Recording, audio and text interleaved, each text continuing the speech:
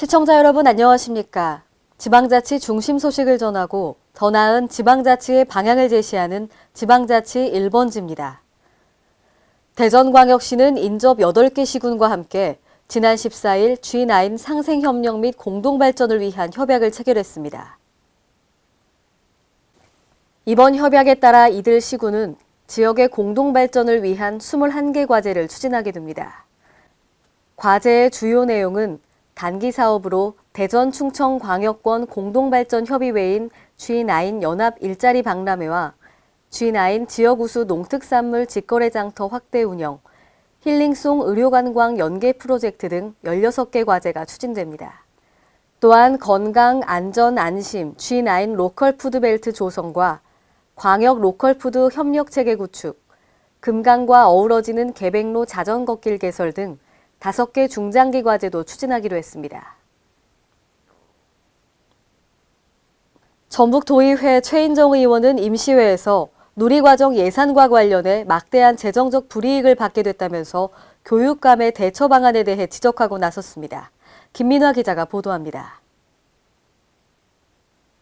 교육부가 누리과정 예산을 편성하지 않았다는 이유로 전북교육청에 재정 불이익을 주자 전북도의회에서 교육감 책임론이 제기됐습니다. 전북도의회 최인정 의원은 14일 제341회 임시회 2차 본회의에서 김승환 교육감을 상대로 펼친 교육, 학예 행정에 관한 질문에서 누리과정 예산과 관련한 교육감의 소신과 원칙 때문에 막대한 재정적 불이익을 받게 됐다며 교육감의 책임을 따졌습니다. 최 의원은 누리과정 예산 미편성에 따른 조치로 지난 2월 28일 교육부가 전라북도 교육청에 대한 2017년도 보통교부금 762억 원 감액을 확정 고시했다고 말했습니다. 이러한 중앙의 재정 압박에 더해 2016년 어린이집 누리과정에 대한 대도청이 도교육청에 지급해야 될 법정 전입금 179억을 지급하지 않았습니다. 지난해 누리과정 갈등 속에 도청에서 누리과정 운영비를 선집행하면서 그 차액을 보전하기 위한 궁여 지침이었습니다. 다만 누구의 돈인가요? 또 국고 목적 예비비 145억, 487억의 지방채 불승인, 도청의 법정전 입금 179억의 대체수지 처리에 따른 교육재정 압박에 대해 질타했습니다. 이어 교육감 입장에서는 법에 따라 원칙을 지키기 위한 조치였다고 하지만 분명히 교육재정의 압박은 발생했다며 교육감의 대처 방안이 무엇이냐고 따졌습니다. 최 의원은 보통교부금에 대해 교육부가 임의로 조정한 것은 지방교육 자치에 대한 명백한 훼손이고 교육부를 상대로 법적 시시비비를 가려야 한다고 생각한다며 교육감은 어떤 조치를 취했냐고 물었습니다. K랜 김민아입니다. 전북 임실군의 사선대가 봄맞이 관광객 유치 준비에 박차를 가하면서 국민 관광지로 각광을 받고 있습니다. 보도에 유희광 기자입니다. 전라북도 임실군이 치즈마을, 섬진강 등 관광도시로서의 명맥을 이어가고 있는 가운데 관촌 사선대가 봄맞이 세단장에 열을 올리고 있습니다. 1985년 국민관광지로 지정된 사선대는 섬진강 상류인 오원천을 비롯한 기암절벽, 숲풀 등과 어우러져 관광객들의 호응을 얻고 있습니다. 또한 각종 체육시설과 분수대 및 어린이들의 체험 장소로 각광받고 있는 청소년 수련원도 자리하고 있어 사시사철 관광객들이 몰려들고 있습니다. 특히 올 상반기에는 나무에 관한 지식과 체험 기회를 제공하는 목재문화 체험장이 개장할 예정으로 가족 단위 관광객들의 관심이 이어질 것으로 예상되고 있습니다.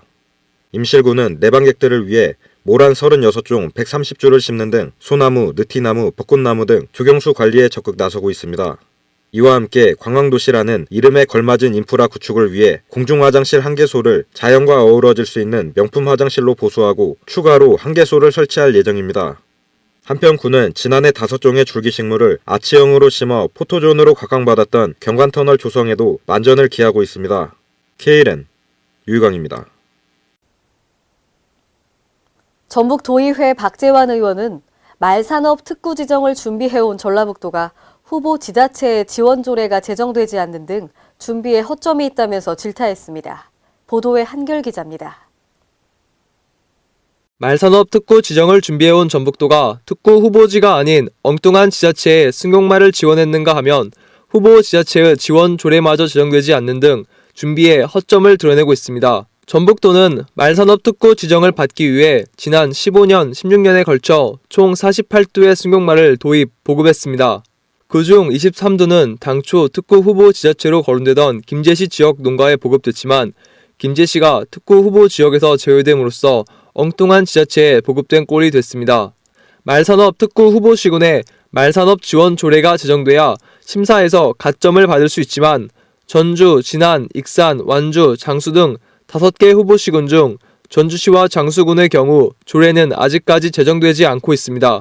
전북도의회 박재환 의원은 이와 관련하여 전북도의 주먹구구식 준비를 문제로 지적했습니다. 가장 중요한 것은 주관 시군으로 지정된 김제시가 28도 중 23도를 도입했음에도 불구하고 주관 시군에서 빠졌다는 것입니다. 이어 박 의원은 14일 제314회 임시회 2차 본회의 도정 질문에서 특구 지정을 받기 위한 후보 지자체들의 지원 조례가 지금까지 제정되지 않는 등 준비에 허점이 있다고 질타했습니다. 전북도와 말산업 관계자들은 말산업 특구 지정 공모가 6월 중에 공고될 것으로 전망하고 있습니다. 말산업 특구 지정을 위한 전북도와 후보 시군의 짜임새 있는 준비가 요구됩니다. KLN 한결입니다. 행정자치부는 오늘부터 다음 달 14일까지 국민공감 생활규제개혁 과제 공모를 실시합니다. 공모과제는 총 3개 분야의 국민생활 밀접형 규제개혁 과제로 대한민국 국민이면 누구나 참여 가능합니다. 응모된 제안에 대해서는 전문가와 국민심사위원회 심사를 거쳐 9월 말 행정자치부 장관상과 상금이 수여될 예정입니다. 국민안전처는 지난해 시범 운영한 어린이 안전 한국 훈련 캠프를 올해부터 어린이 재난안전훈련으로 변경해 교육부와 함께 전국으로 확대 시행합니다.